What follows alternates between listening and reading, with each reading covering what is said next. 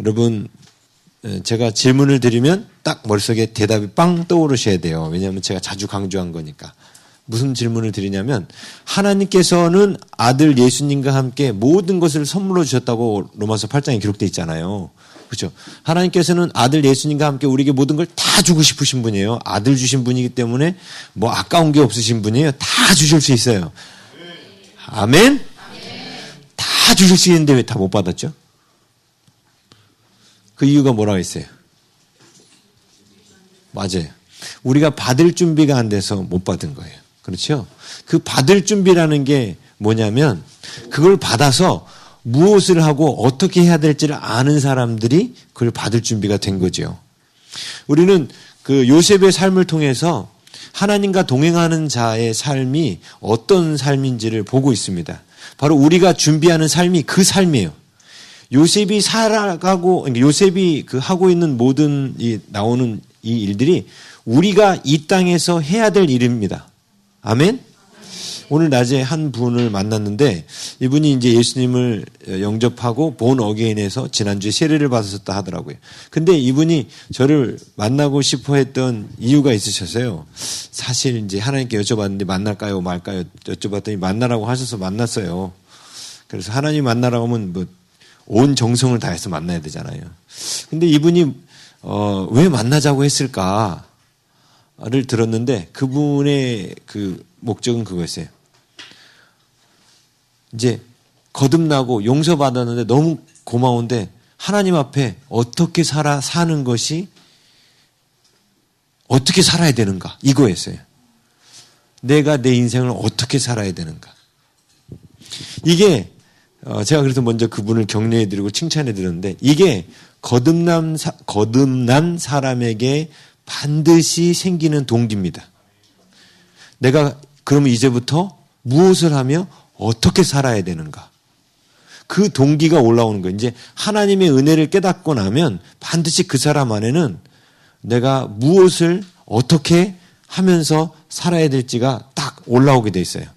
그래서 이분이 자기가 이 땅에서 해야 될 소명을 발견하고 싶다고 그런 얘기 하시더라고요. 그래서 우리가 다 잘 알고 있는 인생의 목적 얘기를 해드렸죠. 그렇죠? 자, 우리가 예수 그리스도의 은혜를 깨닫고 하나님을 알고 난 뒤에 우리 안에는 더 이상 이제 내 인생이 나만 잘 먹고 잘 사는 속된 말로 개, 돼지와 같은 인생이 아니라 나의 인생이 이제는 하나님께서 기뻐하시는 어떠한 것을 통해서 누군가를 또한 풍요하게 하고 부욕해 하고 회복시켜주는 그런 삶으로 부름받았다는 것을 우리가 알게 됩니다. 아멘? 그래서 여기 계신 분들 중에 단 한 분도 신앙생활을 할 때 그냥 나 혼자 잘 먹고 잘 살고 등 따시고 배부르기 위해서 신앙생활하는 분은 한 분도 없으리라고 저는 확신합니다. 예, 그렇죠. 여태까지 그렇게 배우지도 않았고 하나님 말씀 그렇게 가르치지도 않으니까. 근데 안타까운 거는 현대 교회에 있는 많은 성도들이요. 그런 하나님의 소명을 깨닫지 못하고 살고 있다는 거예요.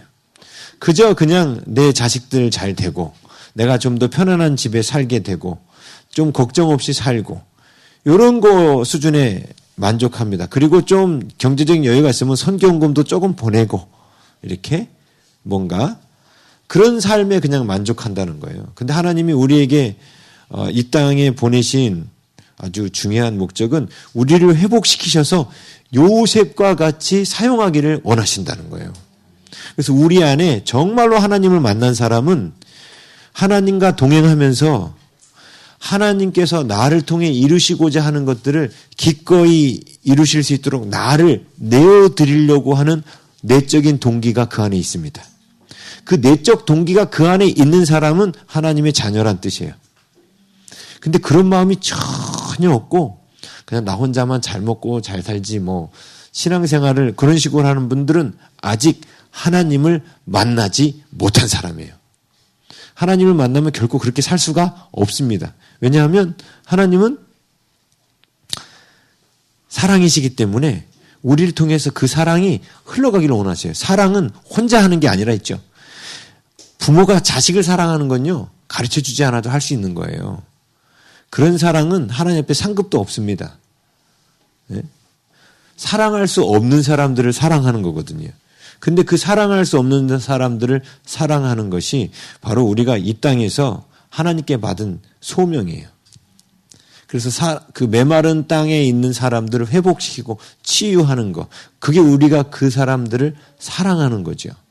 그래서 요셉의 인생을 통해서 우리는 하나님께서 부른 자들이 하나님 앞에 준비되어 장성한 자의 믿음에 이르면 어떤 모습으로 살아가야 될지를 아주 심도 있게 볼 수 있습니다. 전에 말씀드린 것처럼 아브라함이나 야곱이나 이삭, 아브라함, 이삭, 야곱 이 세 사람은 그 사람이 그들의 그 믿음에 이를 때까지의 과정이 자세하게 나와 있지, 이 사람들이 장성한 자의 믿음에 이르러서 구체적으로 하나님과 동행하면서 했던 일이 길게 나와 있지 않아요.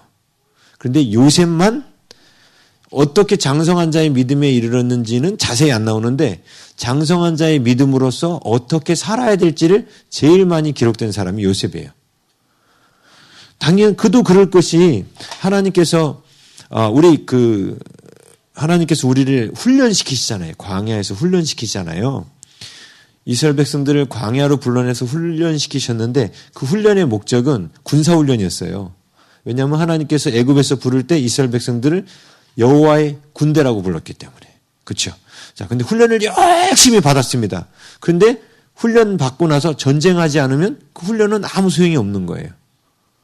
훈련은 전쟁을 위해서 하는 거예요. 하나님께서 이 땅에서 많은 어려움을 겪고 고난을 겪고 힘든 일을 겪으면서 고난을 겪으면서 우리를 훈련시키시는데 그 훈련의 목적은 결국 우리를 전쟁터에 내보내서 사단의 나라를 파괴하고 하나님의 나라를 확장하는 일에 우리를 쓰시기 위한 겁니다. 그렇죠? 그래서 근데 많은 사람들이 훈련소도 제대로 졸업하지 못한 채 이 땅에서의 생을 마감하는 성도들도 많다는 거예요. 아니, 훈련소도 졸업하지 못하고 마감하면 그 군인은 대체 뭘 한 거예요? 예? 적군 한 명 못 죽인 거잖아요. 그렇죠? 훈련소를 얼른 졸업하고 전쟁터에 나가서 싸워야 되는 거예요. 근데 전쟁터에 나가서 싸울 때 하나님은 전쟁터에서 우리가 죽지 않고 또 적국을 완전히 패하여 이길 수 있도록 우리를 충분히 훈련시키셔요. 근데 그 충분한 훈련이 뭐였죠? 광야에서 하나님이 우리를 시키시는 그 충분한 훈련이 뭐예요? 예? 그치. 순종훈련이에요, 순종훈련. 예. 말씀드렸죠? 이스라엘 백성들이 애굽에 있었고, 홍해를 건너 광야에 나와서 훈련을 받았고, 요단강 건너 가나안 땅 가서 전쟁을 해요. 가나안 땅 가서 전쟁이죠? 예, 이 광야에서 그들이 받았던 훈련을 한마디로 이야기하면 순종이었어요. 순종. 예, 그 순종이란 뭐였냐면 내가 갖고 있는 지식, 내가 갖고 있는 감정 부인하는 거예요. 그리고 내가 갖고 있는 의지로 하나님의 것만 선택하는 게 순종이에요. 예, 그래서 하나님 앞에 훈련 받을 때 내가 갖고 있는 지식과 충돌되는 게 많다 그랬죠. 이제 예수님 믿은 지 얼마 안 된 사람들은 교회 와가지고 충돌되는 것 가운데 지식적으로 충돌되는 게 주일 성수. 주일날 일하지 말라고 그러니까 이거 충돌돼요. 그죠? 그리고 뭐 11조 내라. 이거 더 충돌이 일어나. 이거 뭐 월급에 10분의 1씩이나 떼내기가 이 나라도 그렇게 안 떼가는데 말이야. 또 이렇게 떼가는 이게 뭐 지식의 충돌이 일어나요. 막 이런 것들이. 그렇죠? 근데 그 하나님께서 그 훈련을 통해서 지식을 내려놓고 감정을 내려놓고 하나님 말씀에 순종하는 걸 통해서 우리를 가나안 땅에서 싸울 수 있는, 다시 말하면 지금 요셉의 인생은 지금 여기를 보여주고 있다 했죠. 예? 요셉의 인생은 그가 어떻게 하나님과 동행하며 세상을 회복하고 하나님의 창조의 역사를 이 땅 가운데 풀어놓는지를 요셉의 일생을 통해서 지금 보여주고 있는데 이렇게 요셉이 전쟁터에 나가기에 앞서 하나님 앞에 철저히 훈련받았다고요. 근데 그 훈련이 뭐였냐면 순종훈련이었죠. 근데 이 순종훈련을 통해서 얻게 되는 게 뭔지 아십니까? 네?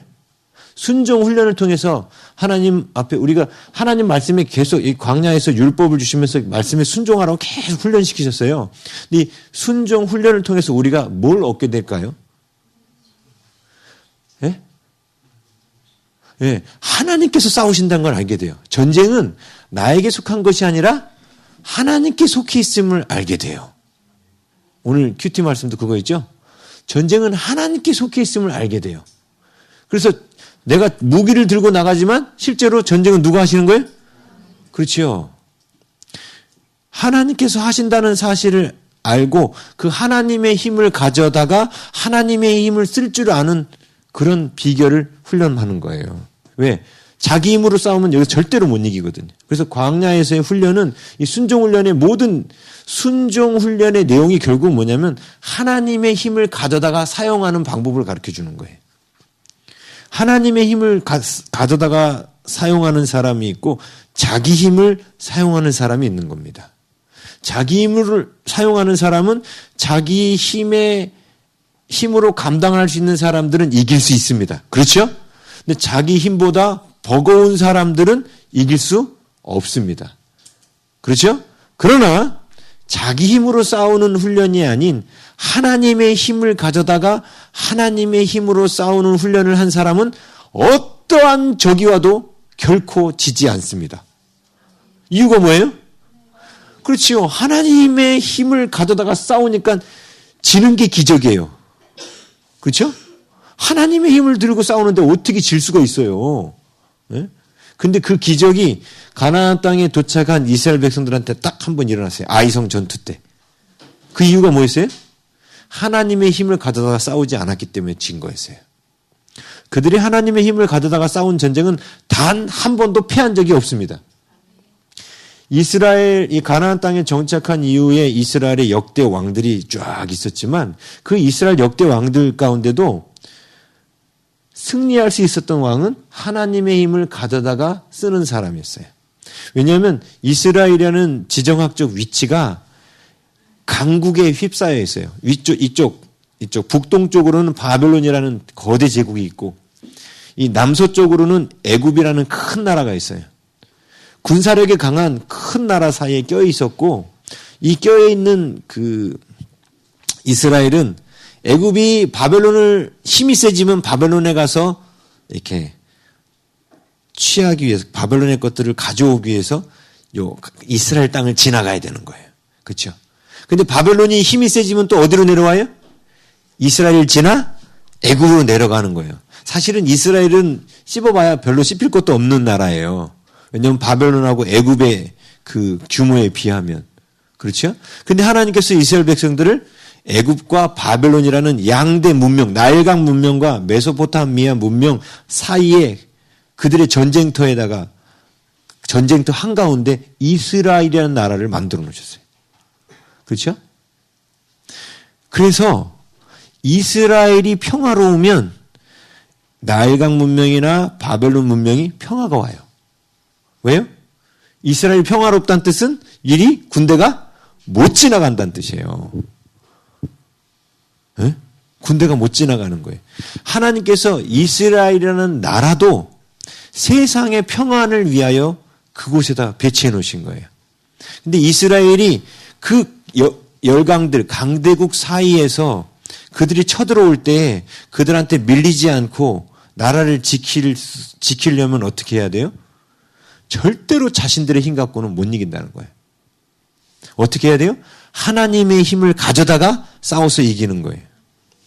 하나님은 또 이스라엘 백성들한테 절대로 애굽으로 가서 애굽을 정복하지 말라고 하셨고 바벨론으로 가서 바벨론을 정복하지 말라고 하셨어요.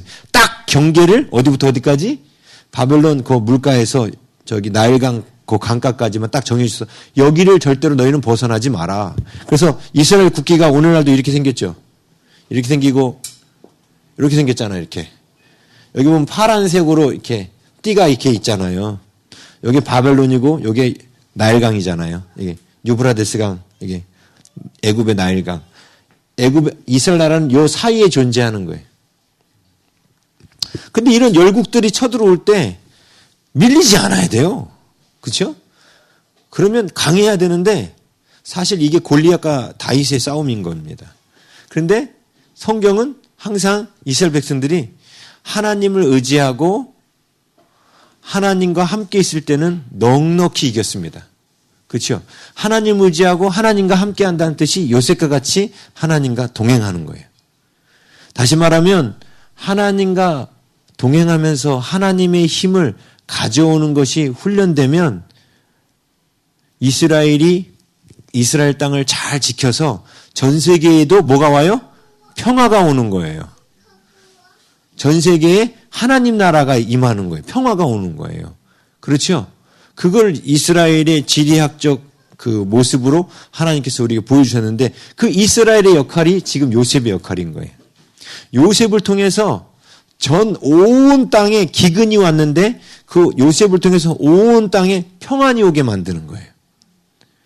그게 하나님께서 우리를 부르신 목적입니다.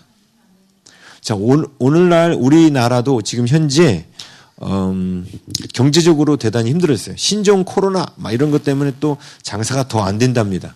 사람들이 이렇게 전염될까봐 이제 가게도 잘 안 가요. 그래서 요즘에 배민이 뜨고 있다죠. 배달의 민족 해가지고 배달시켜 먹는다고. 예. 그래서 장사도 너무너무 안 되고 있대요. 지금 어떻게 보면 우리나라에 그리고 전 세계에 코로나로 말미암아 흉년이 온 거죠. 그렇죠? 근데 이 흉년의 때에 하나님께서는 하나님의 사람들을 통해서 이 땅 가운데 평화가 다시 오도록 일하신다는 거예요. 근데 이렇게 하나님께서 이 땅 가운데 평화를 되찾는 이 일을 우리를 통해서 하시는데 그 하나님이 이 일을 우리를 통해서 하시려면 우리가 하나님과 동역하는 방법을 익히고 있어야 되는 거예요. 근데 그게 광야에서 하나님 말씀에 순종하는 걸 통해서 그 방법이 자연스럽게 몸에 배어서 익숙해지게 되어 있습니다. 자, 그게 익숙해진 사람 요셉이 오늘 애굽 땅에서 활동하는 모습을 우리가 이제 보면서 이게 우리가 준비되어야 되는 모습인 거예요. 그래서 우리가 요셉과 같이 이런 모습으로만 준비되어 있으면 하나님은 우리를 쓰셔요. 세상 열국을 회복하는 자로 우리를 쓰십니다. 근데 이게 준비되지 않으면 안 쓰셔요. 그리고 제가 특별히 말씀드리고 싶은 거는 요즘에 사람들의 생각의 나이가 너무 어려져 버렸어요.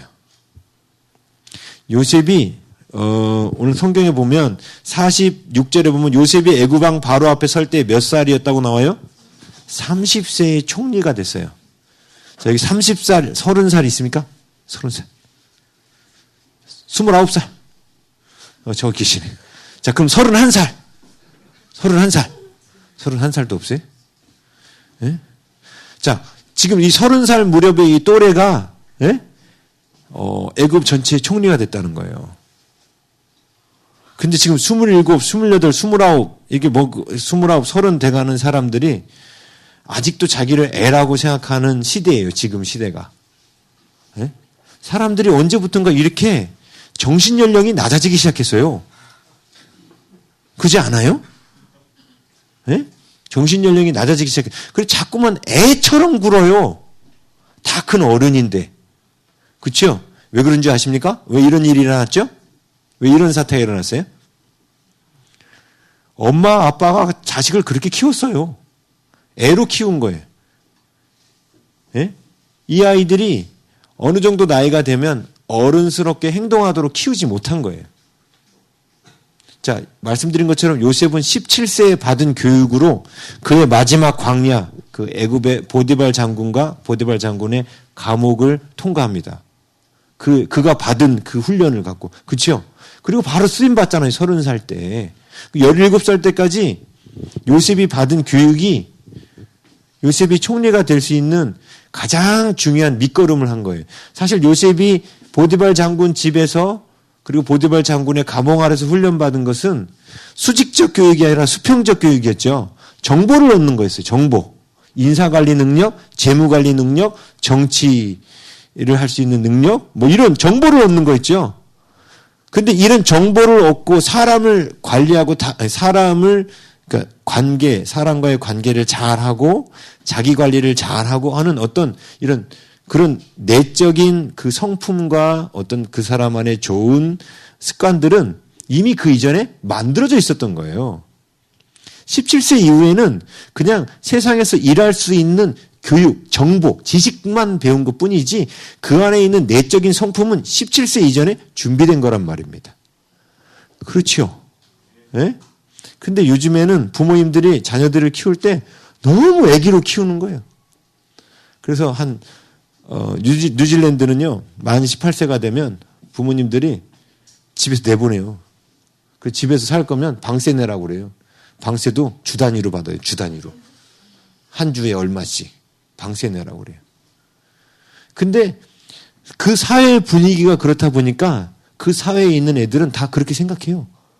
예? 18, 19이 되면 부모님한테 돈 내고 집에 있거나 아니면 나가서 돈을 벌어서 자취를 하거나 이렇게 생각을 해요. 근데 우리나라는 어때요?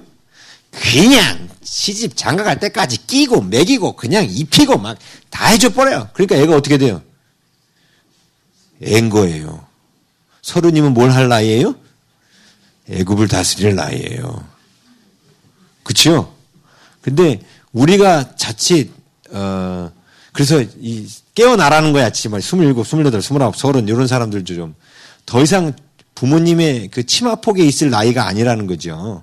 예. 자, 오늘 이제 요셉 이야기를 좀 보려고 하는데요. 자, 그 창세기 41장 38절 함께 읽어보겠습니다. 시작. 바로가 그의 신하들에게 이르되 이와 같이 하나님의 영에 감동된 사람을 우리가 어찌 찾을 수 있으리요 하고 이렇게 나오죠. 제가 요셉 이야기 시작하면서 요셉이 어떤 사람이냐면 바로 방주와 같은 사람이다 라는 말씀 드렸었죠. 방주가 혼돈과 공허의 그 깊은 바다, 그 온 땅이 다 뭘로 덮였어요? 물로 덮였어요. 거기 보면 온 땅이라는 표현이 나오죠. 그래서 오늘 본문에도 온 땅이라는 표현이 나와요. 자, 54절에도 각국에는 기근이 있으나 이게 또 역시 온 땅이에요. 56절에도 온 지면에는 기근이 있음에 이것도 온 땅이에요. 그렇죠? 57절에도 각국 백성 이렇게 되어 있는데 이것도 역시 모든 땅이에요. 온 땅이에요. 이것도. 예? 온 땅. 노아 홍수 때에도 그 기품의 물이 온 땅을 다 덮었어요. 그래서 온 땅이 힘든 상황이 된 거죠.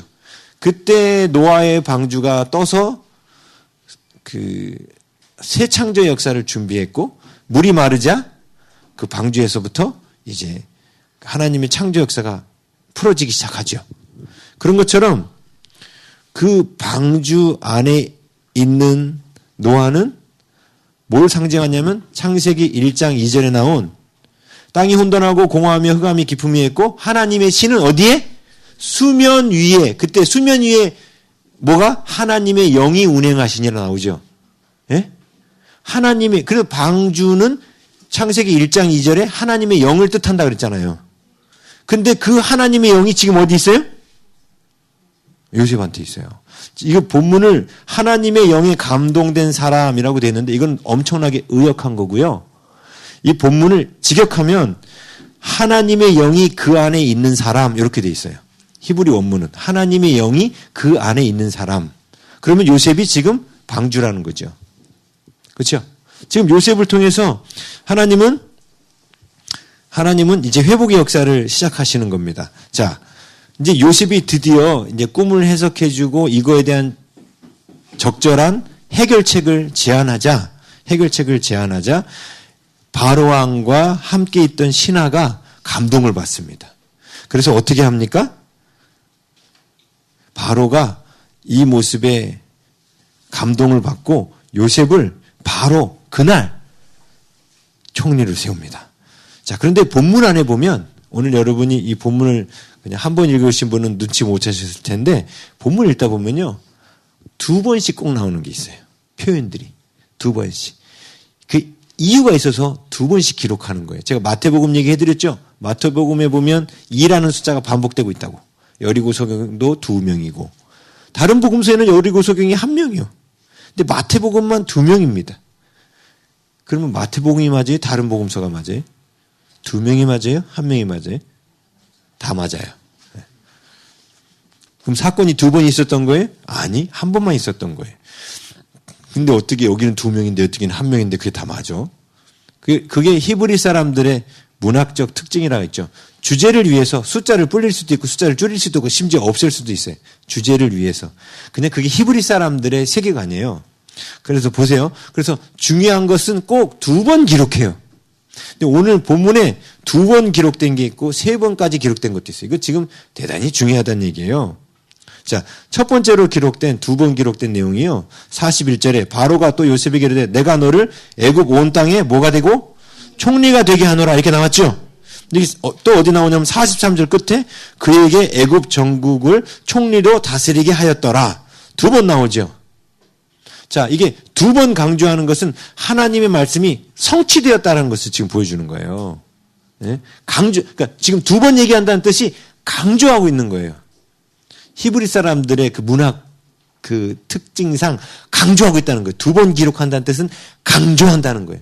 총리가 되었다. 총리가 되었다라는 걸 강조해요. 그러면 대단히 높아진 겁니다. 자, 지금 총리가 될 때, 지금 요셉의 그 총리가 된 그 모습을 30절에는 너는 내 집을 다스리라라고 돼 있죠. 여기서 말하는 내 집은 바로의 집을 뜻하겠지요. 이것은 소위 말하면 애굽의 내각을 뜻합니다. 내각. 그렇죠? 그 쉽게 말하면 이게 뭐라고 말하나? 국회의사당. 그게 이제 다스리는 거죠. 근데 그 밑에 41절에는 바로가 또 요셉에게 이르되 내가 너를 애굽 온 땅의 총리가 되게 하겠다. 이거 뭐냐면 국무총리죠. 네. 그래서 애굽의 내각과 여기를 다 다스리는 거예요. 그런데 성경은 참 재미있게 표현했었어요. 지금 요셉이 바로의 집을 다스리기까지 요셉이 지금 3번째 이사한 거예요. 3번째. 첫 번째 집이 어느 집이었어요? 보디발 장군의 집이었어요. 글리 이사를 갔죠. 거기서 하나님께서 인사, 재무관리 능력을 훈련시키셨죠. 자, 2번째 집이 어디예요? 감옥이었죠. 우리 개혁 성경에는 그냥 39장 20절에 보면 보디발 집의 감옥 이렇게 돼 있어요. 39장 20절에. 그 옥은 이렇게 돼 있죠. 예? 잡아 옥에 가두었다라고 돼 있죠. 그런데 히브리어 원문은 가두는 집 이렇게 돼 있어요. 집이라는 단어가 나와요. 가두는 집. 옥이라고 안 나와 있고 옥이라는 단어가 둘 다 가두는 집 이렇게 나와요. 옥이라는 단어가 있음에도 불구하고 일부러 가두는 집이라고 쓴 거예요. 그런데 그곳에 가서 요셉은 정치와 애굽 온 땅을 다스릴 수 있는 그런 정보들을 거기서 얻게 됩니다. 그래서 지금 3번째 집으로 이사한 게 어디로 이사했어요? 바로의 집으로 이사한 거예요. 그러니까 바로의 집으로 이사하는 것이 하나님의 계획이었음을 보여주려고 일부러 집이라는 단어를 썼다는 거예요. 하나님 처음부터 요셉을 애굽의 총리로 세우실 생각을 하고 요셉을 애굽으로 보내신 거예요. 그래서 집으로 이사를 시키신 거예요. 자, 이렇게 이사한 요셉이 여기 보니까 놀라운 거는 총리로 세우면서 외적으로도 변화가 일어나죠. 42절에 보니까 인장 반지를 빼주죠. 이게 인장 반지가 왕이 어떤 결정을 내렸을 때 그 쉽게 말하면 사인과 같이 도장 찍는 거예요. 이게 절대 권력을 뜻하는 거죠. 근데 인장 반지를 우리나라에서는 뭐라고 그래요, 이거를? 왕의 옥쇠라고 그러잖아요. 옥쇠. 예. 우리는 반지가 아니고 옥쇠 이렇게 엄청 크죠. 여기서는 그 왕이 인장 반지로 끼고 있었어요. 이걸 찍어주면 이제 왕의 명령이 되는 거예요. 근데 그거를 요셉에게 내줬다는 뜻은 요셉이 왕이 행사할 수 있는 권력을 행사할 수 있도록 했다는 거죠. 그리고 세마포 옷을 입혔죠. 여기서 말하는 세마포는 제사장들도 입는 옷이고 이것은 아주 높은 고위 관리직이 입는 옷입니다. 그리고 금사슬을 목에 걸었고 그 다음에 버금수레라고 되어 있는데 이것은 왕이 타는 수레 다음으로 좋은 수레예요. 최고로. 그러니까 왕 다음 권력을 주었다는 거죠. 이렇게 갑자기 요셉이 어떻게 됩니까? 높아졌죠. 예? 자, 이거는 지금 하나님께서 요셉에게 다 주신 거예요. 자, 하나님은 우리에게 예수님과 함께 다 주기를 원하신다 했죠. 우리가 무엇만 되면 감당할 만한 믿음만 되면 다 주기를 원하셔요. 지금 요셉이 다 받았죠. 그럼 지금 요셉이 감당할 만한 믿음이 되어 있다는 거예요. 하나님 입장에서는. 근데 그 되어 있는 모습들을 이 본문은 이제 우리에게 말하려고 하는 거예요. 자, 이제 요셉이 이렇게 높아졌으면 심지어 44절에는 요셉의 허락 없이는 손가락, 발가락도 놀릴 수 없다라고 할 만큼 요셉을 대단히 하루아침에 높아진 거예요. 누구도 건드릴 수 없어요. 자, 그런데 이렇게 건드릴 수 없는 그 요셉이 높은 직분에 올라갔습니다. 그러면 사람이 준비되지 않은 사람은 그냥 높은 자리에 올라가는 게 목적이었던 사람은요, 높은 자리에 딱 올라가면 그때부터 게을러져요. 예? 왜냐하면 내가 열심히 수고하고 노력하는 목적이 뭐냐면 높은 자리에 올라가기 위한 거기 때문에 그래요. 그렇죠? 근데 요셉은 높은 자리에 올라가는 게 목적이 인생의 목적이 아니었어요. 그게 뭐였죠? 하나님의 뜻을 이 땅 가운데 드러내는 게 요셉의 목적이에요. 그래서 요셉은 늘 하나님의 아버지의 말에도 순종하면서 요셉은 항상 성실했던 사람이라고 우리가 봤죠. 그래서 야곱이 심부름 시켰을 때도 세겜에 가서 찾으라 했는데 세겜에서 못 찾으니까 드단까지 찾아가잖아요. 그냥 돌아가지 않고. 네? 세겜에서도 거의 정신 넋이 나간 사람처럼 막 형들 막 찾잖아요. 엄청 성실하게 일했다라고 했지 않습니까? 그죠? 근데 그 성실함이 첫 번째 집이었던 보디발 장군 집에서도 성실했다고요. 그렇죠? 두 번째 집이었던 보디발 장군의 가두는 집에서도 성실했죠. 그러면 이제는 어디요? 세 번째 집인 바로의 집에서도 요셉은 어떻게 해? 성실했어요. 그 모습이 어디 나오냐면 이게 두 번 강조된 거예요. 45절 끝에 요셉이 나가 애굽 온 땅을 뭐하니라? 순찰하니라. 46절 끝에 애굽 온 땅을 뭐하니? 순찰하니. 두 번 강조되어 있죠. 자, 지금 그 창세기를 쓴 저자는 지금 뭘 강조하고 있냐면 요셉이 성실함이 변함이 없다는 거예요. 사람들은 돈을 열심히 모아요. 예? 그래서 돈을 열심히 모아서 뭔가를 하고 싶은 거예요. 그래서 사람들이 돈을 딱 모으고 나면 돈이 딱 생기고 나면 더 이상 뭔가를 안 해요. 그렇죠? 그 돈을 모으는 목적이 하나님의 일을 하려고 돈을 모으는 게 아니라 나의 어떤 생활의 안정을 추구하기 위해서 하기 때문에 그게 딱 마련되고 나면 그때부터 사람들은 게을러지기 시작하는 거예요. 그리고 소명을 잃어버려요. 요셉은 소명을 잃지 않았어요. 왜요? 요셉의 소명은 높은 자리에 가는 게 아닙니다. 그렇죠? 그래서 하나님이 우리에게 주시는 꿈은 한권이나 성권인에게 주시는 그런 꿈들은 뭔가 높은 자리에 가고 뭔가 위대한 이런 게 아니라 하나님이 우리가 이 땅에서 해야 될 일을 맡기시는 거예요. 그래서 그 일은 나이가 먹든 아니면 내가 젊든 내가 부자이든 내가 가난하든 어떠한 상황에서도 할 수 있는 것입니다. 그래서 우리가 그래서 하나님이 우리에게 주신 그것을 우리는 소명을 제2의 소명 은사라고 그랬죠. 은사. 나에게 주신 달란트로 일하는 거. 근데 요셉이 그러니까 만약에 이런 거예요. 백종원이 지금 돈 잘 벌잖아요. 백종원이 요리 요즘 할까요? 안 할까요? 해요. 왜요? 그 사람은 그게 은사고 그게 즐거우니까 하는 거예요. 근데 백종원이 요리를 통해서 잘 먹고 잘 사는 게 목적이었으면 지금 돈 잘 벌었기 때문에 요리 안 할 거예요. 그렇죠? 네? 그냥 회사 딴 사람한테 맡겨놓고 전 세계 여행 다니고 놀면 되겠죠. 보십시오. 하나님은 여러분들한테 물질을 맡기실 때 물질을 아무리 갖다 많이 맡기셔도 여러분이 맡아도 여러분이 소명을 잃지 않을 거라고 하나님이 확신되면 맡기신다는 거예요. 그렇죠?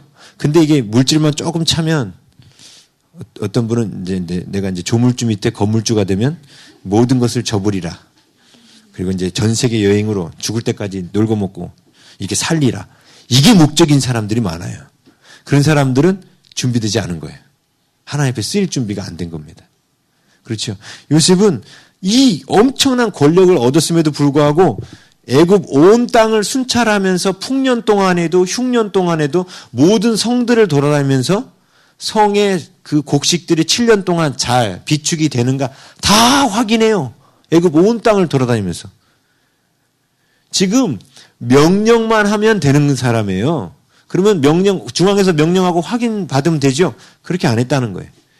온 땅을 다니면서 정말 그 지역에 있는 관리가 그 성을 쌓고 거기 안에 곡식을 제대로 모아놨는가, 5분의 1 거뒀는가, 그 다음엔 또 5분의 1, 그 다음에 또 5분의 1, 이거 쌓았는가를 요셉은 계속 가서 확인한 거예요. 그렇죠? 예. 네. 그의 성실함이 바뀌지 않았어요. 그래서 하나님은 여러분들에게 여러분들의 소명이 흔들리지 않고 계속해서 물질이 아무리 채워져도 권력이 생겨도 그 소명 가운데 흔들리지 않을 거면 하나님 높이셔요. 채우시고. 네? 어떤 목사님 중에 그런 분이 있었어요. 어떤 교단은 은퇴하면 응급비가 많이 나오는데 이 응급비가 목사님이 현재 받는 사례보다 더 많은 거야. 그러니까 이 목사님이 조기 은퇴하겠다고. 65세 되면 은퇴하시겠다고. 그러니까 조기 은퇴의 목적이 뭐냐면 응급비 받으시려고 그런 거예요. 이거는 사명 때문에 움직이는 게 아니에요. 그렇죠? 먹고 살려고 목회하는 거예요. 그게 가장 비참한 삶입니다. 우리 소명 때문에 움직이는 사람이 돼야 돼요. 자, 그 다음에 요셉이 누구랑 결혼해요? 예? 여기 보니까 45절에 보니까 그가 요셉의 이름을 사브낫 바네아라 하고 이렇게 돼 있죠. 왜 바로가 요셉의 이름을 사브낫 바네아라고 애굽식 이름을 지어줬을까요? 여러분이 바로라면 왜 이름을 요셉한테 히브리식 이름이 요셉이라는 게 있는데 애굽식 이름을 왜 지어줬을까요? 너 이제부터 애굽 사람이야.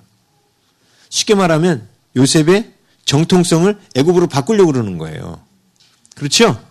그런데 말씀드렸죠. 방주는 절대 뭐가 들어오면 안 된다? 바닷물이 들어오면 안 돼요. 반드시 역청을 발라야 되죠. 세상의 부정함, 세상의 생각이 들어오면 안 되는 거예요. 그렇죠? 요셉의 이름을 사브낫 바네아라고 바꿨어요. 그렇죠? 그러면서 이 바로가 요셉을 애굽 식민화 하려고 어떻게 하냐면 온의 제사장 보디베라의 딸 아스낫을 줍니다. 여기서 온이라는 곳이 그 에스겔서 30장 17절에는 아웬이라고 번역되어 있어요. 이 온이라는 이 지역이 애굽 전체의 종교 중심지입니다. 가장 많은 사제들이 있는 곳, 제사장이 있는 곳. 거기서 아주 힘있고 권력 있는 온의 제사장 보디베라의 딸, 보디베라라는 이름을 언급한 이유도 아주 강력한 사람이라는 거예요. 그런데 이 얘기를 또 45절에만 기록하지 않고 50절에 또 나오죠. 잘 보세요. 흉년이 들기 전에 요셉에게 두 아들이 나되 곧 온의 제사장 보디베라의 딸 아스낫. 그냥 아스낫에게 낳았다라고 말하지 않고 온의 제사장 보디베라의 딸 아스낫 해가지고 똑같이 두 번 써놨죠. 강조하고 있는 거예요. 예? 보세요. 지금 애굽, 그 큰 애굽의 종교의 중심지 온. 거기에서 최고 대빵 보디베라. 그 보디베라의 딸 이름이 뭐라고요? 아스낫. 아스낫이라는 그 이름의 뜻이 뭐냐면 낫이 네이트예요. 네이트. 네이트를 숭배하는 자란 뜻이에요. 네이트가 여신이에요. 여신. 여신을 숭배하는 자예요. 이 여인이. 에? 자, 성경에서는 이방 여인하고 결혼을 하게 해요? 못하게 해요? 못하게 합니다. 그럼 요셉이 이 결혼을 거절했어야 되는 거 아닌가요? 여기 여러분은 이런 생각을 가지셔야겠죠? 예? 근데 요셉 결혼했잖아요. 제가 질문 드릴게요. 요셉이 하나님께 여쭙고 결혼했을까요? 그냥 결혼했을까요? 여쭙고 했겠죠? 그러면 하나님께서 왜 허락하셨을까요? 그치요. 요셉에게 그만한 믿음이 있었기 때문에 그래요. 오염되지 않는 믿음. 애굽의 종교에 오염되지 않을 만한 믿음이 있었기 때문에 그렇습니다. 그 증거가 나와요.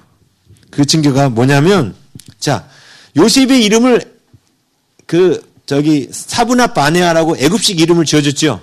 자, 요셉이 자식을 낳았어요. 자식을 낳을 때 이름을 히브리식으로 지었을까요? 애굽식으로 지었을까요? 그렇죠. 히브리식으로 지었어요. 자, 이때 아내가 달달달 볶았을까요? 안 볶았을까요? 근데도 못 건드려요, 요셉을. 그렇죠. 이 사브낫 보디베라의 딸 아스낫이 왜 바로가 붙였겠어요? 에? 애굽화시키라고 붙인 거예요. 애굽화시키라고. 근데 요셉한테 씨알도 안 먹혀요. 그렇죠? 그냥 자식들의 이름을 히브리식으로 지었어요. 므낫세, 에브라임 둘 다 히브리어입니다. 히브리식 이름이에요. 꼼짝도 안 합니다. 방주죠. 세상에 더러운 것이 절대로 들어오지 않아요. 예? 그 많은 물질이 와도 교만해지지 않고 그 많은 권력이 와도 교만해지지 않고 예? 아내가 들들들들들 볶으면서 세상으로 가라 세상으로 가라 해도 안 가요. 아마도 제 생각에 요셉은 아내를 감동시켰을 거예요. 그 이유가 그 증거가 뭐냐면 요셉이요 에브라임과 므낫세 외에 다른 자식이 없어요. 뭔 얘기예요? 다른 사람하고 결혼하지 않았어요.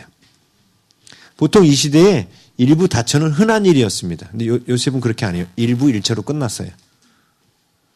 그래서 누구를 설득시켰겠어요? 아스낫을 설득시킨 거예요. 아스낫이 오히려 부정했던 여인이 변화된 거죠. 그래서 자식 이름을 므낫세하고 에브라임으로 짓도록 한 거예요. 자, 예수님이 30살이 되셨을 때 그때부터 공적 생애를 시작하셨죠.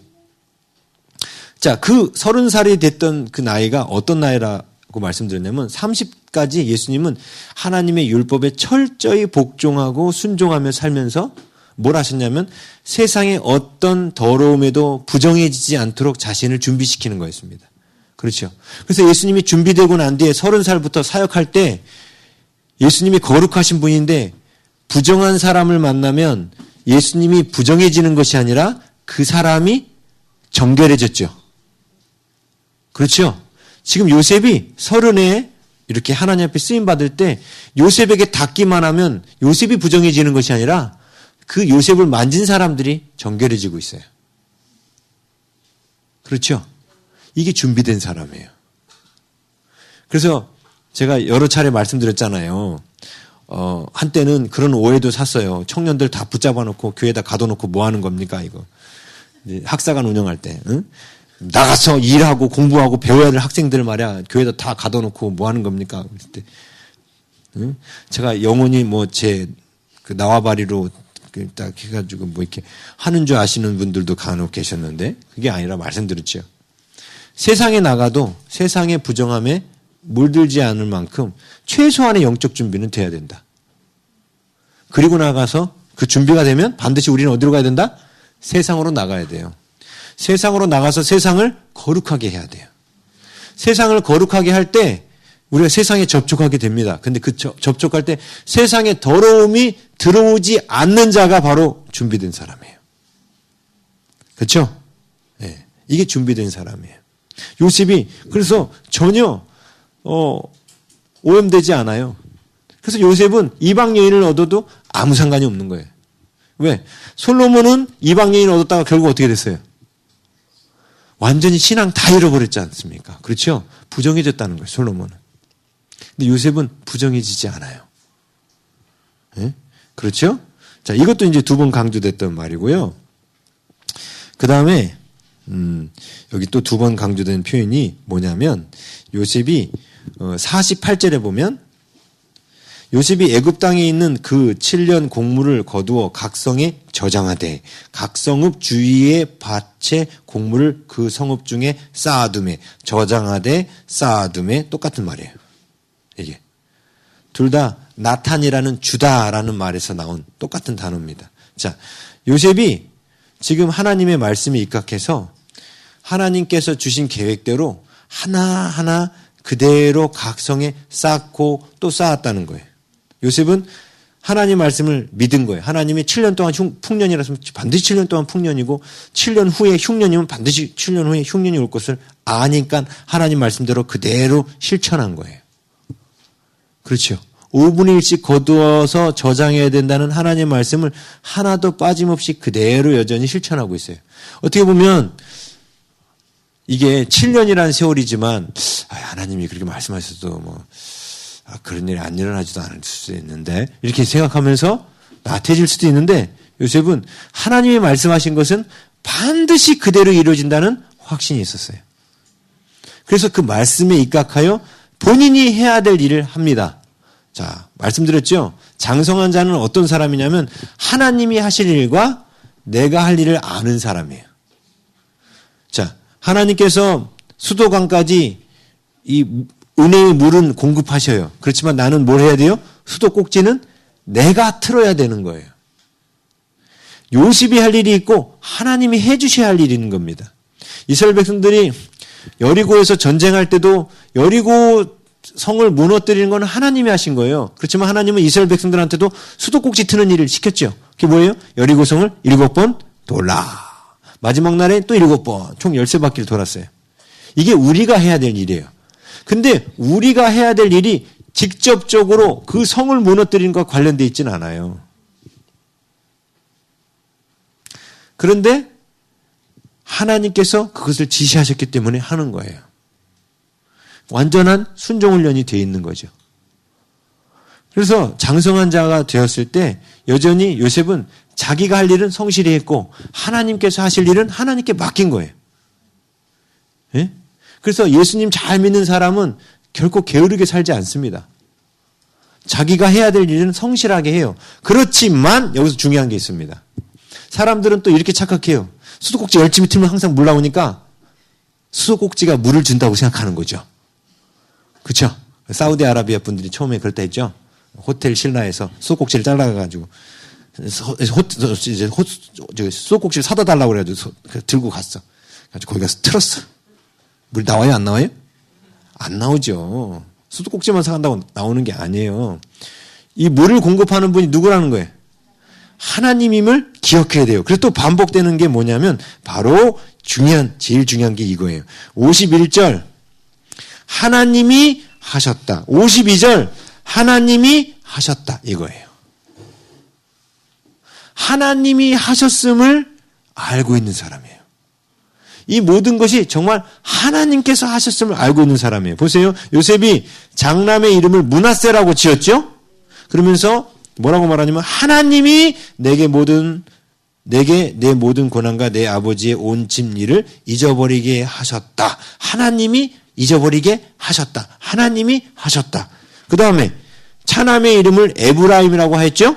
그러면서 하나님이 나를 내가 수고한 땅에서 하나님이 번성하게 하셨다. 하나님이 나의 고통을 잊게 하셨고 하나님이 나를 창성하게 하셨다.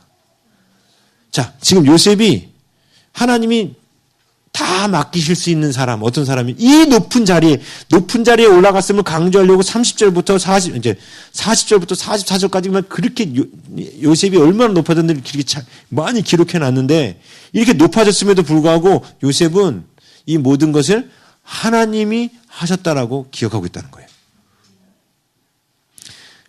여러분 신명기 8장 말씀 갖고 제가 말씀드렸죠.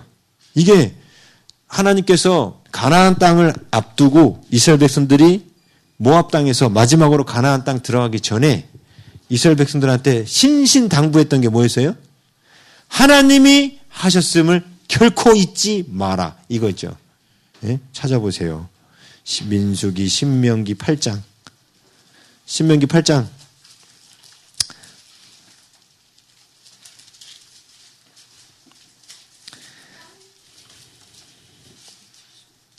13절, 8장 13절. 아니, 8장 11절부터 볼게요. 8장 11절.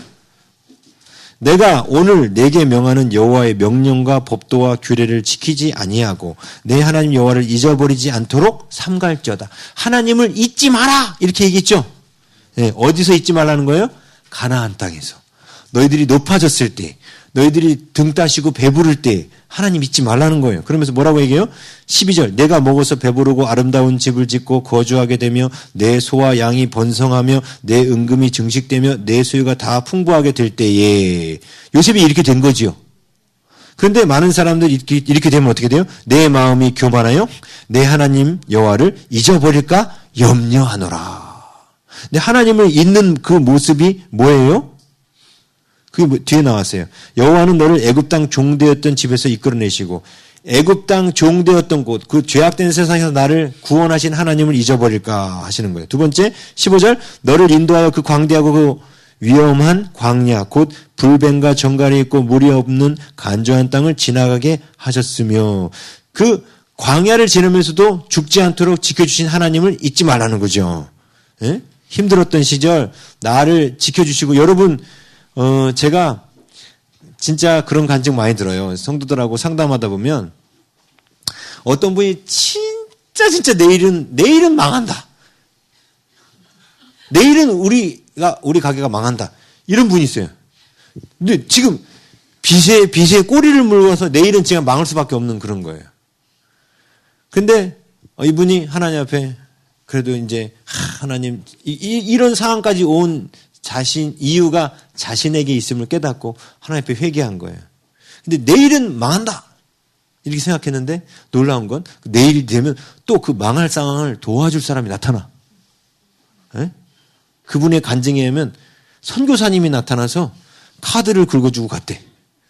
선교사님한테 돕는 것도 못할 망정 선교사님이 와서 막아주고 갔다는 거예요. 에? 그래서 안 망했어.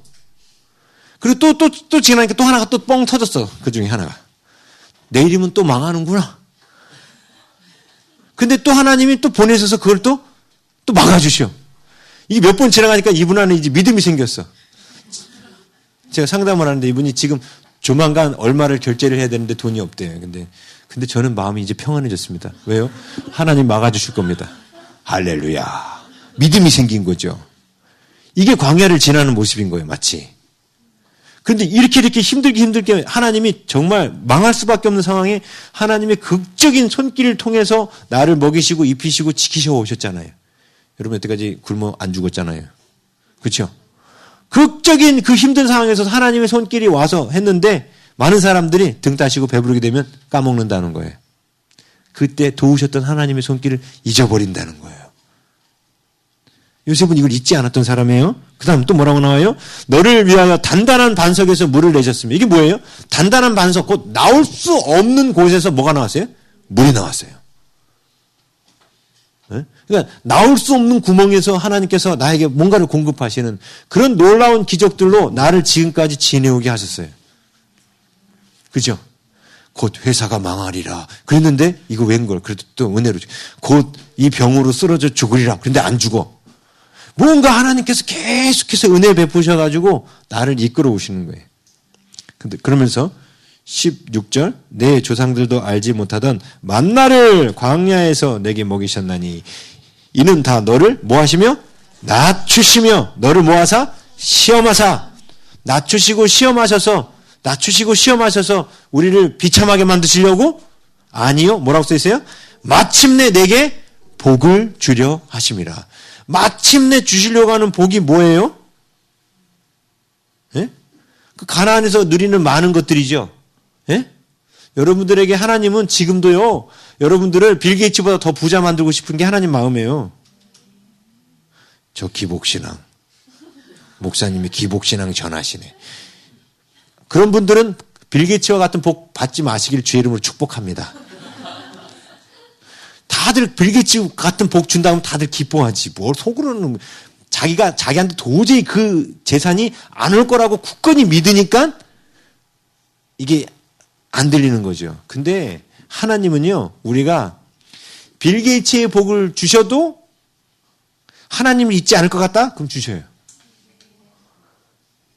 하나님 못 주실 이유가 없어요. 네? 그런데 문제는 뭐냐? 17절. 그러나 내가 마음에 이르기를 그런 복이 왔을 때 어떻게 행동해요? 내 능력과 내 손의 힘으로 내가 이 재물을 얻었다 말할 것이라. 이것 때문에 못 주시는 거예요. 이게 준비 안 된 거예요. 내 하나님 여호와를 뭐하라? 기억하라. 근데 지금 요셉이 뭐하고 있어요? 하나님을 기억하고 있잖아요. 하나님이 나의 고난을 씻으셨고 하나님이 나를 창성케 하셨다. 기억하고 있잖아요. 그렇죠? 그 높은 자리에 가서 그 절대 권력을 쥐고 있는데도 요셉은 하나님을 잊지 않고 있어요. 그렇죠? 그러면서 내 하나님 여호와를 기억하라. 그가 내게 재물 얻을 무엇을 주셨다? 능력을 주셨어요. 재물 얻을 능력이 뭐예요? 하나님을 기억하는 거예요. 하나님이 나에게 주시는 분임을 정말 이 이론이 아니라 가슴으로까지 아는 거예요. 하나님이 나에게 공급하시고 주시는 분임을 알면 광야에서 하나님이 이걸 어떻게 훈련시켜요? 지금 선이한테 오늘 양식이 딱 있는데 내일 먹을 양식이 하나가 딱 더 왔어. 그리고 내일은 아무도 이제 더 이상 양식이 안 생겨. 근데 오늘 그 양식을 누구한테 갖다 주라 그래. 그러면 나는 내일 굶는데. 근데 하나님은 갖다 주라고 하셔. 나는 그럼 내일 굶는데. 근데 갖다 주라고 하셔. 그럼 나는 내일 굶는데. 그럼 못 갖다 주는 거예요. 그렇죠? 네? 근데 하나님의 말씀대로 순종해서 갖다 줬는데 그 다음날 하나님께서 다른 걸 또 채우시는 것을 경험하면 선의의 마음에 뭐가 생겨요? 하나님이 주시는 거구나. 지금 있는 떡도 하나님이 주신 거고 늘 공급하시는 분은 하나님이 하시는 거구나. 이게 가슴에 정말로 오면 뭐가 오냐면 누구한테 플로잉을 할 때 두렵고 떨림이 없어요. 이걸 주고 나면 난 뭐 먹고 살까? 이걸 주고 나면 내가 힘들어질지 모르는데 이런 게 없어요. 왜냐하면 그 모든 게 다 누구에게서 온 거예요? 하나님께로부터 온 것임을 알기 때문에 그래요. 하나님께로부터 온 것임을 아는 사람이 그 물질에 매이지 않습니다. 네? 원래 맛있는 요리 있는 데 가면 많이 먹는 사람들이 어떤 사람들인지 아시죠? 다시 한번 그 음식을 못 볼 거라고 믿는 사람들이 많이 먹어요. 네? 근데 매일 그 뷔페에 출근하시는 분들 줘도 안 먹어요. 줘도 안 먹어요. 네? 사람들은 욕심을 내는 이유가 막 쌓아두는 이유가 내일 안 올 거라고 생각하는 거예요. 근데 하나님은 하나님께서 공급하시기 때문에 내일은 내일의 해가 뜹니다. 근데 사람들이 그걸 안 믿는 거예요. 그러니까 오늘 못 나누는 거예요. 그래서 못 나누는 거예요. 그래서. 근데 하나님 자꾸 어떤 훈련 시켜요? 못 나누는 이유는 네가 네 힘으로 너의 인생을 지키려고 하는 거야. 근데 에덴은 내가 주는 거야. 이거를 깨달으라고 광야에서 계속 훈련시키시는 거예요. 우리가 작년에 플로잉을 했잖아요. 작년에 한 달에 한 번씩 했죠. 그 재작년에는 2달에 한 번 했죠. 근데 한 달에 한 번 하니까 오히려 안 까먹어도 좋다고 막 할렐루야 하고 2달에 한 번 하니까 너무 목사님 또 길어요. 그래가지고 한 달에 한 번으로 바꿨잖아요. 예? 세상에 그런 교회가 어딨어? 나의 것을 남한테 나눠주라고 하나님의 음성을 집중해야 되는 거를 2달에 한 번 듣는 것도 너무 자주 오는 것 같은데 이게 그게 아니라 목사님 2달에 한 번은 너무 이게 안 되는 것 같아요. 한 달에 한 번씩은 해야 계속 기억할 수 있는 것 같아요. 응? 근데 작년에 그렇게 한 달에 한 번씩 플로잉 하면서 계속 하나님이 주시면 흘려보내고 했는데 놀라운 거는 마르더냐는 거예요. 우리의 곡간이. 안 말라요. 그렇죠? 왜 그렇죠? 하나님이 주시니까. 오히려 더 풍성해져요. 왜 그렇죠? 하나님께서 주시니까. 이렇게 하나님께로부터 재물이 오고 하나님께로부터 명예가 오고 하나님께서 주시는 것임을 아는 사람은 절대로 하나님을 배반하지 않아요. 기도를 해가지고 병이 나았어. 근데 우연이야. 우연히 나았을 뿐이야. 아니면 내가 명의를 만난 거야. 그런 분들은 조만간 기다리십시오. 재발하리라. 재발될지어다. 하나님이 하셨음을 사람들이 자꾸 까먹어요. 예? 근데 하나님이 하셨음을 알게 되면 뷔페집 사장이 되는 거예요. 아무 때나 가서 먹을 수 있죠. 예? 아무 때나 가서 먹을 수 있잖아요. 그럼 많이 먹겠어? 많이 안 먹어요. 그냥 적당히 먹고 말어. 그죠? 아무 때나 먹을 수 있으니까. 제가 그 창고 안에 5만 원권으로만 수조 원이 쌓여 있어. 예? 그러면 제가 지금 당장 주머니에 돈 없다고 막 기가 죽을까요? 왜 안 죽어? 창고만 가서 그냥 꺼내오면 얼마든지 꺼내다가 쓸 수 있으니까. 그죠? 그리고 누가 힘든 사람이 있는데 저 사람한테 하나님께서 한 1억 정도 갖다 주라고 한 거야. 예? 창고에 수조 원이 쌓여 있어요. 1억 정도 갖다 주라고 한 거예요. 어렵겠어요? 어렵지 않아요? 그냥 꺼내다가 갖다 주면 돼. 이렇게. 여기 있어요. 하나님 드리라네요. 네, 여기 있습니다. 드리는 거예요. 아까워할까요? 아까워하지 않아. 근데 우리는 그 창고가 하나님이신데 우리에게 그 창고가 있음을 믿지 못하는 거예요. 그죠? 그 창고가 있음을 믿으면 내 것을 누군가한테 흘려보내는 게 주저함이 없어요. 근데 내 거를 흘려보낸다고 생각하니까 늘 주저하고 힘들고 아까운 거예요, 이게. 근데 그 믿음은 절대로 가나안에서 얻을 수 없다. 지금 하나님 말씀이 그렇죠? 얻을 수가 없어요. 정말 하나님이 주셔요. 그래서 우리가 뭐만 하면 되냐면 정확하게 듣기만 하면 돼요. 하나님이 정말 주라고 했을 때 주기만 하면 돼. 주지 말라고 하면 아무리 줄 게 있어도 주면 안 돼. 근데 하나님 주라고 하시면 나에 있는 걸 다 퍼줘도 줘야 되는 거예요. 왜? 그 물질이 하나님께로부터 오는 거기 때문에. 하나님께로부터 온다는 걸 아는 사람이 하나님의 힘으로 싸우는 사람이에요. 그래서 내가 노력해서 번다라고 생각하는 사람이 자기 힘으로 사는 사람이에요. 근데 자기 힘으로 사는 사람은요, 자기 힘으로 그래서 사는 사람은 요셉과 같이 높은 자리에 가면 그걸 유지하기 위해서 또 자기 힘 갖고 버티려고 하나님 말씀대로 못 살아요. 그러겠죠? 그러나 우리는 요셉과 같은 사람을 또 한 사람 알고 있어요. 다니엘이에요, 다니엘. 다니엘도 그 바벨론 제국의 총리가 되거든요. 높은 자리에 올라가죠. 그리고 다니엘을 그 자리에서 끌어내리기 위해서 엄청나게 많은 사람이 모함도 하고 공격합니다. 그렇죠? 그래서 그 모함의 일환으로 다니엘이 매일 창문을 열고 이스라엘 땅을 바라보면서 기도하는 것을 알고 왕을 속여서 이제부터 한 달 동안 칙령을 내리셔서 왕 외에 다른 신을 향하여 기도하는 자가 있으면 저 사자굴에 집어넣으십시오. 왕이 그래 그렇게 해줘 하고 탁 도장을 찍어줘 버렸죠. 다니엘이 이 얘기를 들었어요, 안 들었어요? 들었죠. 들었는데 그러면 이렇게 하면 되잖아. 그러면 문 닫고 기도하지 뭐. 문 닫고 그냥 기도. 뭐 그런다고 뭐 하나님 못 듣나? 다 듣지? 그렇죠? 근데 다니엘이 어떻게 했어요? 여전히 문을 열고 기도해요. 그래서 오히려 사람들 잘 보이라고 더 창가에 가가지고 손 들고 이렇게 기도해요. 왜 이렇게 했을까요? 자기의 생명을 바벨론 왕이 쥐고 있는 게 아니라고 안 거예요. 사자굴에 들어갈지라도 하나님이 내 생명을 사자에게 내주지 않으면 나는 죽지 않아요. 네? 여러분의 인생에 사자굴 많잖아요. 근데 하나님이 아무리 우리를 사자굴 같은 데 보내도 하나님이 나를 거기에서 죽게끔 내어주시지 않으면 절대로 우리는 안 죽어요. 다니엘에게 그 믿음이 있었던 거예요.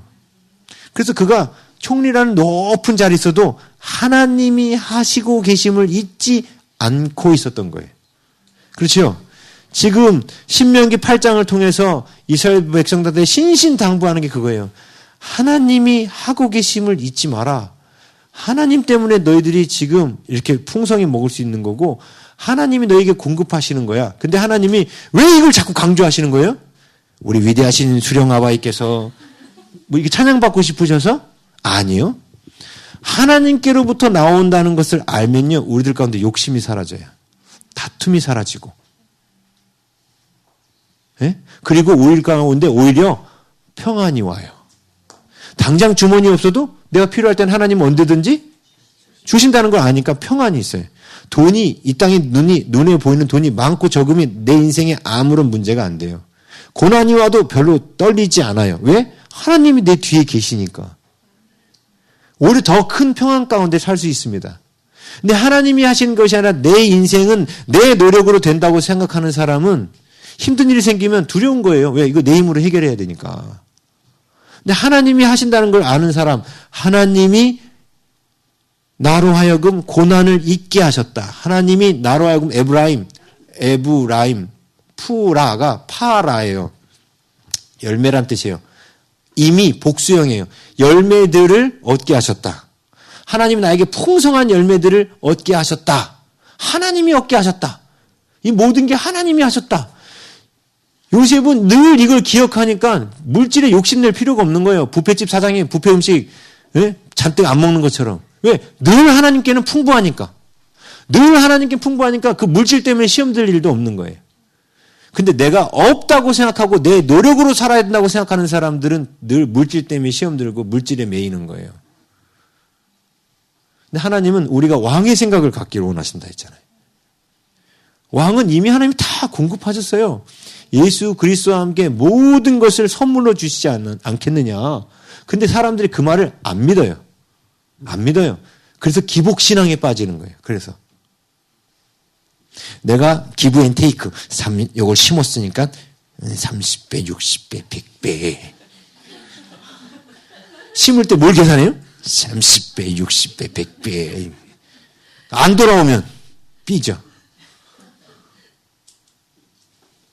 처음에는 그렇게 시작해요. 처음에 우리가 믿음의 초보 때는. 그런데 처음엔 그렇게 시작하다가 나중에는 진짜 심었는데 하나님이 30배, 60배, 100배로 주시는 건데 이게 한두 번이 아닌 거야. 예? 그럼 나중에는 어떻게 생각해요? 하나님이 주셔. 걱정하지 마. 그리고 그다음부터는 나누는 게 쉬워지는 거예요. 근데 하나님께서 공급하신다는 사실을 경험하지 못한 사람은 계속 자기 힘으로만 살게 돼요. 그러면 요셉과 같이 쓰임받을 수가 없어요. 요셉이 무한 공급, 리필, 하나님이 뒤에 계시니까, 함께 계시니까 요셉하고 함께 있으면 늘 무한 공급인 거예요. 그래서 하나님이 바로왕이 애굽에도 흉년이 왔잖아요, 이제. 그쵸? 그때 바로왕이 한테 사람들이, 백성들이 부르짖어요. 그때 바로왕이 그때 뭐라고 그래요? 나한테 오지 말고 요셉한테 가라. 그래요. 요셉이 나눠주게 해요. 왜 그랬을까요? 표면적으로는 바로왕이 조금 겁났을 거예요. 왜냐하면 지금 요셉이 예언한 대로 이루어지죠. 그럼 7년간 흉년이 올 거란 걸 안 거죠. 잘못 나눠줬다가는 7년 전에 곡식이 바닥날 수도 있는 거예요. 그렇죠? 잘 나눠줘야 되는 거예요. 그럼 누가 제일 잘 나눠줄 것 같아요? 그렇죠.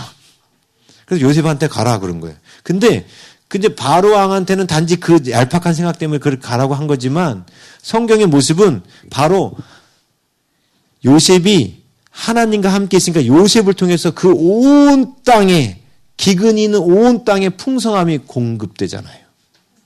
그렇죠? 근데 그거 아세요? 그 요셉 거였어요? 아니잖아요. 그렇죠? 요셉 거 아니에요. 근데 사람들이 요셉한테 쩔쩔매잖아요. 사실 우리는 우리 것 갖고 티내는 거 아니에요. 세상에. 아시죠? 하나님 것 갖고 티내는 거예요. 네? 근데 많은 사람들이 내 것 갖고 티내. 그래서 물질에 묶여 사니까 하나님 물질을 못 주시는 거예요. 그래서. 거기로부터 자유가 와야 돼요. 근데 저는 너무 감사한 게 우리 교회 성도들이 하나님 그 말씀에 순종해서 뭔가를 나누라, 줘라. 요번에도 여행 가라 했더니 당장 여행, 돈도 돈이지만 시간, 이걸 계산할 수 있는데 하나님이 가라시면 가야지. 그런데 그렇게 할 때 하나님께서 준비하신 하나님이 준비한 그것을 깨닫고 누릴 수가 있어요. 하나님이 시키는 데에는 다 뭐가 있어요? 이유가 있어요. 이유가. 그래서 하나님께서 하라는 대로 순종해야 우리가 뭐가 그런 모든 물질이나 명예나 이런 세상의 것들로부터 자유가 와요. 진정한 자유가. 요셉이 그 자유가 있으니까 걱정을 안 하죠. 네. 그래서 하나님을 기억하라. 그가 내게 재물로 얻을 능력을 주셨다. 하나님이 바로 우리의 재물로 얻을 능력입니다. 그렇죠. 근데 요셉은 그래서 하나님을 놓치지 않은 거예요. 하나님 잊지 않은 거예요. 예? 요셉은 자기가 그 높은 자리에 가서 므낫세를 낳았을 때도 내게 내 모든 고난과 내 아버지의 온 집 일, 내 아버지의 온 집 일이 뭘까요 대체? 형들 일이에요. 형들이 나를 이곳에 팔아넘긴 어떻게 보면 되게 나쁜 그거죠. 그런데 요셉은 뭔가 눈치채기 시작한 거예요. 뭔가 눈치채기 시작했어요. 자, 성경에 보면 바로가 요셉을 높일 때 이런 말을 합니다. 43절에 보세요. 41장 43절에 자기에게 있는 버금수레에 그를 태우매 무리가 그의 앞에서 소리 지르기를 뭐하라? 이거 어디서 봤던 표현이죠. 언제? 요셉의 꿈에 나왔었어요. 형들이 요셉 앞에 엎드리게 되는 거예요. 근데 지금 사람들이 요셉 앞에 엎드리는 장면을 봤을 때 요셉에게 뭐가 빵 떠올랐을까요? 그 꿈이 떠올랐겠죠. 그래서 요셉이 그 야곱의 집에 있었던 온 집안일, 형들이 그렇게 했던 그 일을 잊은 거예요. 아, 이것은 하나님의 섭리와 계획이었구나. 비록 형들이 나를 미워해서 팔았지만 이것은 하나님의 계획이었구나. 이걸 안 거예요. 그래서 그 고백을 나중에 하지 않았습니까? 그죠? 엎드리는 그 모습 보고. 그래서 머지않아 형들이 와서 엎드리겠구나. 충분히 가능하죠? 그래서 정말 형들이 와서 어떻게 해요? 나중에 보니까 42장에 와서 엎드렸어요. 42장 6절. 때에 요셉이 나라의 총리로서 그 땅 모든 백성의 곡식을 팔더니 요셉의 형들이 와서 그 앞에서 땅에 엎드려 절하매. 근데 요셉이 이 날이 올 걸 알았을까요? 몰랐을까요? 알았지요. 안 거예요.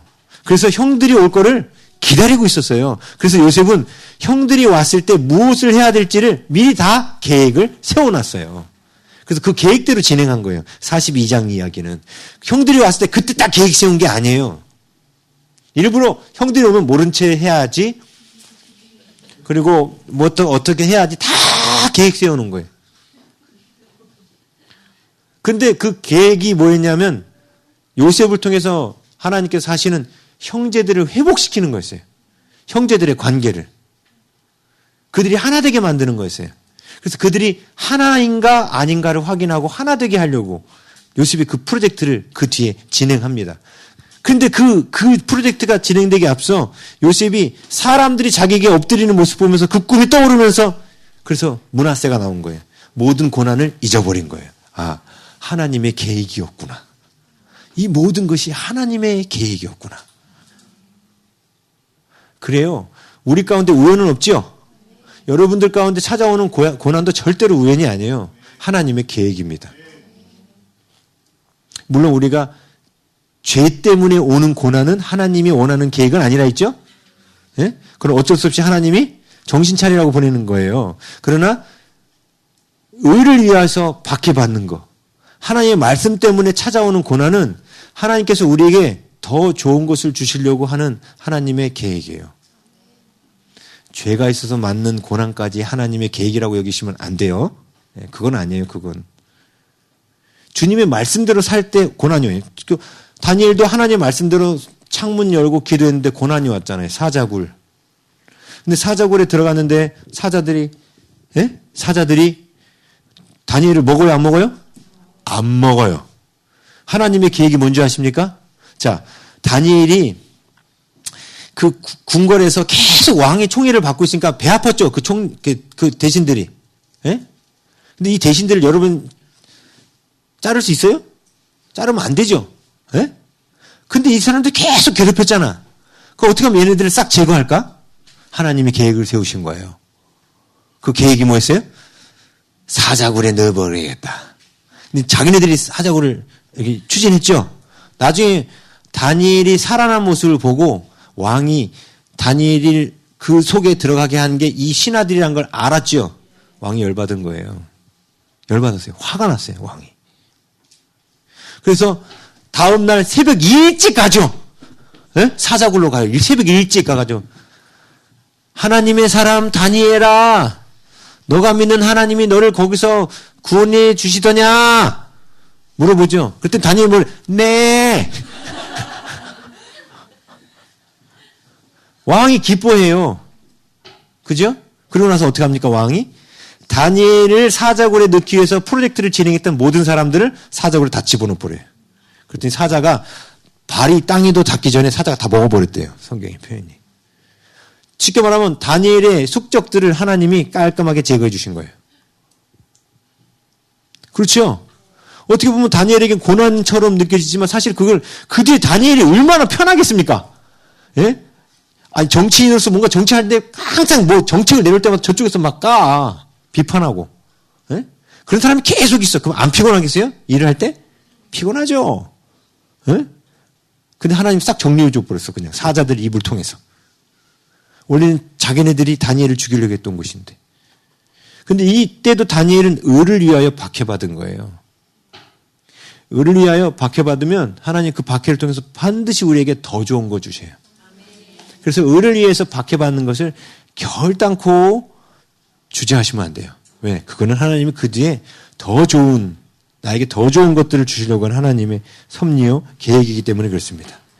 요셉이 이렇게 최고의 자리에 올라갔는데도 보디베라의 딸 아스낫에게도 오염되지 않고요. 그 다음에 그 물질, 그 권세, 권력, 명예, 그 어떤 것 하나에도 요셉은 오염되지 않았어요. 그의 입에는 여전히 하나님께서 하셨습니다. 요셉은 꿈을 해석해 줄 때도 하나님께서 하십니다. 하나님께서 하십니다. 늘 하나님께서 자기와 동행하며 하나님께서 이 모든 일을 하신다라고 고백하는 사람이에요. 그래서 여러분이 이게 입에 붙어야 돼요. 뭔 일 일어날 때 하나님이 해주신 거예요. 하나님이 하실 거예요. 예. 힘든 일이 있어도 하나님께서 해주실 겁니다.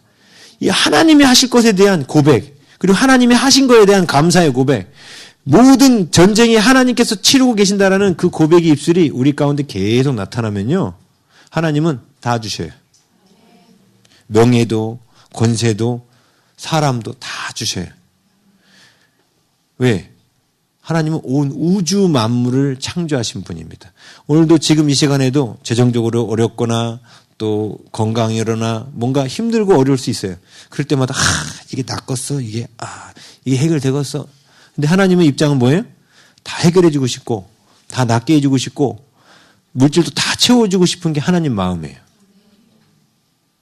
중요한 건 그것들이 왔을 때 하나님이 하신 거예요 라는 것만 잊지 않으면 되는 거예요. 근데 그게 제가 말씀드렸죠. 하나님이 나 이 정도야? 이거 과시하려고 그러는 게 아니라 했죠. 진정한 우리에게 자유를 주시려고 그러는 거예요.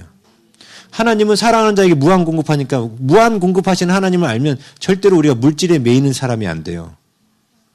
그래서 율법도 더 잘 지키게 돼요. 나눠줄 할 때 편하게 나눠주고 드리할 때 편하게 드리고, 예? 어려운 사람한테 가서 지금 제가 회사 가서 이거 처리해야 되는데 하나님이 하라고 하면, 예? 회사에서 잘리는 한이 있어도 주님이 하라고 하는 일을 하겠습니다. 그럼 하나님 다 책임지시거든요. 이 시대에 그렇게 하나님을 신뢰하고 하나님이 말씀하신 것을 그렇게 철저하게 믿고 신뢰하고 하나님 말씀대로 행할 자들을 하나님 찾고 계신 거예요. 그게 요셉과 같은 사람입니다. 그 각오와 그 준비만 돼 있으면 쓰셔요. 감사한 건 한곤이가 지금 나이에 들었다는 거지. 그 마음을 오늘 말씀을 마음에 품고 준비하면 17세면 되는 거예요. 17세. 17세. 이게 지금도 늦지 않았다는 거죠? 안 늦었어요. 하나님 앞에 우리가 이 믿음으로만 준비되면 됩니다. 근데 하나님은 이런 사람을 통해서 말씀드린 것처럼 3번 강조된다는 거가 온 땅에, 온 땅에. 하나님은 우리를 통해서 지금 온 땅이 동성애가 퍼지고 있고 경제적으로도 어려움이 오고 사람들의 인심이 더 각박해지고 힘들어지잖아요. 근데 이 온 땅을 회복시키는 일에 이렇게 하나님이 하셨음을 알고 하나님께 모든 걸 의지하고 지난주 설교 말씀처럼 하나님께 모든 것을 의탁하는 사람, 모든 행사를 주께 맡기는 그런 사람을 하나님께서 찾고 계세요. 저는 우리 하늘사람께 모든 성도들이 그런 하나님의 사람이 돼서 요셉과 같이 이 땅에 하나님의 창조의 역사, 회복의 역사를 풀어놓으시기를 주의 이름으로 축복합니다.